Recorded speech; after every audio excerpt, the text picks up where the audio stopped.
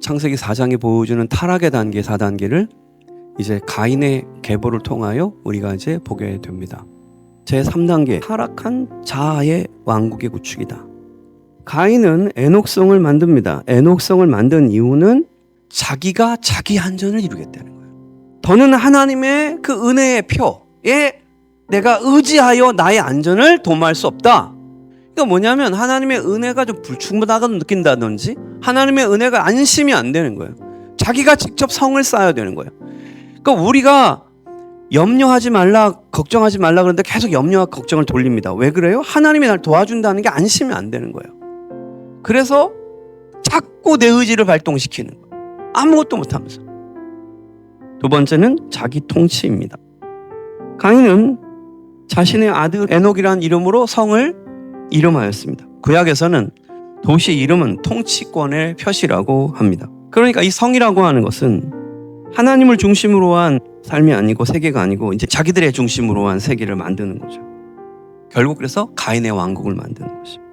그 다음에 세 번째는 뭐냐면 자기 후손에게 물려주고 싶어서 그러는 거예요.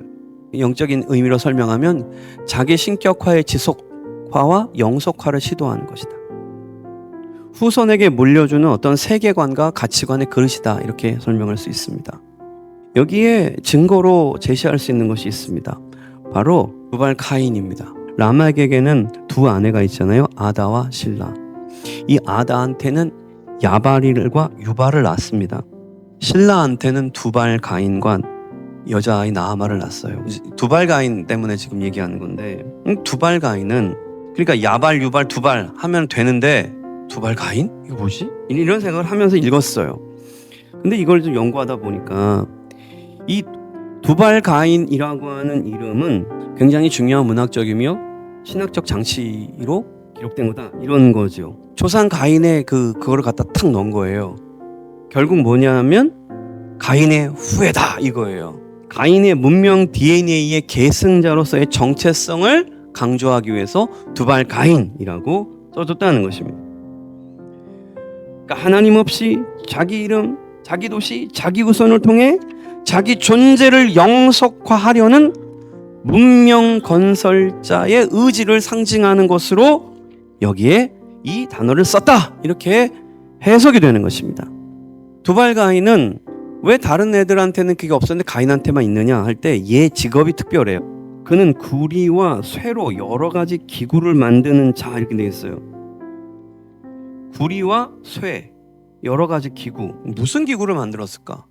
농기구도 만들었겠지만 무기를 만들었을 거라고. 그러니까 두발 카인은 도구와 무기를 만드는 제작자예요. 자기 보호, 자기 통치에 뭐가 필요해요? 무기가 필요하죠. 그러니까 무기를 만들어서 자기 보호와 자기 통치를 완결하는데 이 아이가 쓰이는 거예요.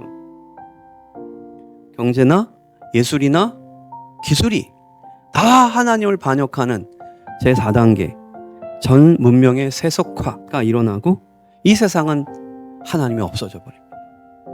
그래서 이제 창세기 5장, 6장으로 넘어가면서 이제 방주를 만들라고 하시고 하나님이 싹 세상을 심판하시는 이야기가 나오는데, 세상을 다 심판하고 나서도 바벨탑이 또 나옵니다.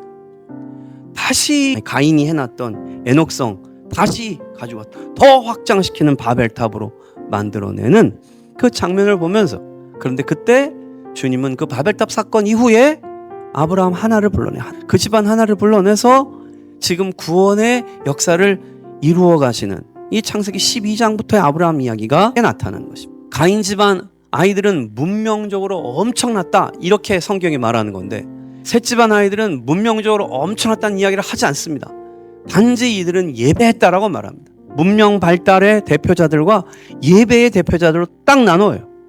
하나님께 바른 예배자로서 예배의 승리자가 되고 성공자가 되고, 그래서 윤리적인 성공자가 되고, 그래서 우리 가정도 내가 통치하는 것이 아니고 기업도 내가 통치하는 것이 아니고 하나님의 의지와 뜻대로 통치하는 그 하나님의 나라로 나아가고, 이렇게 하나님이 우리에게 말씀하신 세 가지 명령이 무엇입니까? 문화 명령, 쉐마 명령, 선교 명령입니다. 바로 이것을 이루는 것입니다. 우리가 온전히 예배함으로 말미암아 나의 가족을 쉐마 가정으로 만드는 것이 하나님을 믿는 믿음의 전수가 일어나는. 야, 근데 나는 두발 카인에서 깜짝 놀라는 거예요. 두발 카인은 쉐마를 성공했어요. 가인 집안은 그 정신을 끝까지 가져온다고. 이게 대단하지 않아요? 그런데 믿는 가정은 믿음의 전수를 하다가 끊겨요. 애들 좀 대학 좀 보내고 나면 다 교회 안 다닌다는 거예요. 가정에서 진정으로 이 예배의 전수를 이루는 쉐마가 온전히 일어나야 한다. 그렇게 해서 뿌리가 깊어지게 되면 그럼 그 안에서 있었던 자들이 이제 선교사도 되고 목사도 돼서 어디로 간다? 세계 선교 나가지 않냐. 그리고 그렇게 된 아이들이 이제 세상으로 나간다. 그럼 이 사람은 세상에 나가서 문화명령 이루면 되는 거고. 이것이 바로 성경이 말씀하시는 진리다. 이거를 이루는 자가 누구다? 하스라입니다. 아멘.